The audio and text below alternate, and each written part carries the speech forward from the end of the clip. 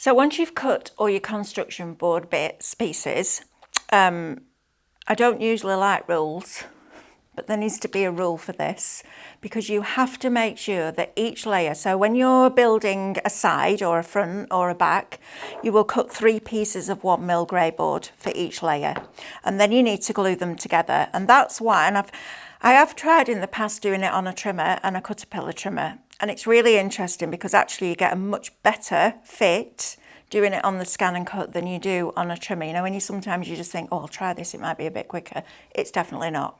I've ended up throwing away grey board before now, and we don't want to do that. So you need to make sure that when you've cut them, that you're going to glue them together, but they all need to be completely flush. You can't have a little bit sticking out of a middle one, which then causes an indent, because these are the pieces that are going to stick to the next bit. So you have to make sure that these are absolutely flush, and there's no compromise on that, I'm afraid, unfortunately. It would be nice if there was, but there isn't. So you need to make sure that you've got that done.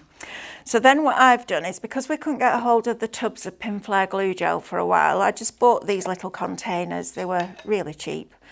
And I've taken the top off one of the bottles and just put it in here. So I am using pin flare bookbinding glue, and I like to use this because it has a very low water content, so it doesn't make the board warp too much. You will get a slight curve, but once it's all glued and dried, you can flex it back, which is good.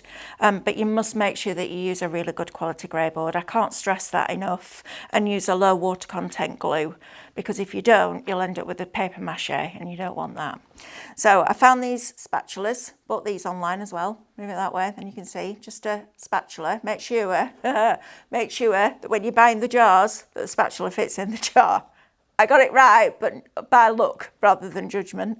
So this is going to go into here. We're going to pick up some glue, and we're going to start putting it on our board. Now, I know our lovely Christine from Pin Flare says that you should make sure that all the glue is clear before you put it on. However, when you're working on quite big surfaces, I would advise you to put a little bit more on. Make sure you go right into the corners, because you don't want any peeling or lifting or anything like that. And then you're going to take your next piece. So the best way to do it is to pick up both pieces, put them together like that, so they're on a flat surface, and go right the way across like that, all the way around, not completely committing to that stick, so you've got a little bit of wiggle room if you need it. And then once you're completely happy with it, then burnish that down. And I can't stress enough how important it is that they all line up perfectly, because if they're a fraction out, you haven't got enough space to be able to glue a side to a back or a back to a front. So you need to make sure that you're getting this bit right, okay? Otherwise you'll end up with wonky Christmas. So I've got my board again, so I'm now going again on this. Now, of course, your cutting files for your board are exactly the same as the cutting files that you would use if you've got decorative papers. We've painted ours because, of course, we're a UK distributor for Cadence, which is fabulous. So we've painted a lot of ours, but you could just cover them in your favourite papers. I have done the books, and the demo I'm going to do for you today I've done with papers, and they're from In the Studio with David Waite, his latest Christmas one. I think we're going to do some as a download for you as well. So we'll take the ones that I've used in this project and put them as a download. It'll be a paid download, but you know what? If you want some papers that you can use time and time again, it's a good way to do it.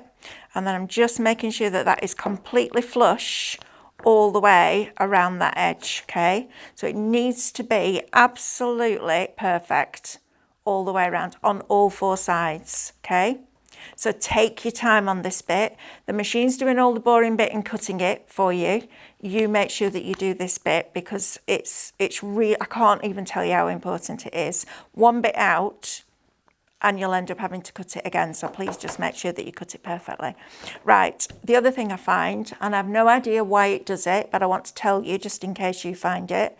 If you've got 2 pieces like this on a mat and you've still got space to fit another one here if you rotate it, try not to do that, because for some reason, when you rotate the shape and you cut it out of grey board, it makes it slightly shorter. And I think the reason is because you've got a lot of force going down, across and up. And sometimes it can just pull the shape out a little bit. And it's not a major issue, but just try and cut everything like this. You're going to have lots of grey board left over from your big 12 by 12 sheets, but you're going to save it and you're going to use it for the smaller projects. So it's not that you're wasting it, but that's something that I've found. And I'm not sure why it does it, and it only does it on grey board.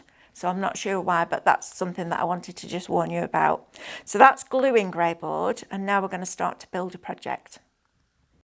If you want to see more from Highlight Crafts, make sure you click the like button. Subscribe by clicking the subscribe button below, and click the bell icon to receive notifications of all our future content. You can also click here to see our latest video, or click here to see more videos like this one.